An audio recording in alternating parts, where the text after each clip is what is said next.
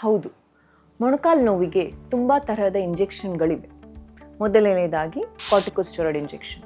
ನಿಮ್ಮ ಸಂಧಿಯಲ್ಲಿ ಬಾವಿದ್ದಾಗ ಬಾವು ಕಡಿಮೆ ಮಾಡಲು ಈ ಇಂಜೆಕ್ಷನ್ ಕೊಡಬಹುದು. ಇದರಿಂದ ಬಾವು ಕಡಿಮೆಯಾಗಿ ನೋವು ಕಡಿಮೆ ಆಗುತ್ತದೆ.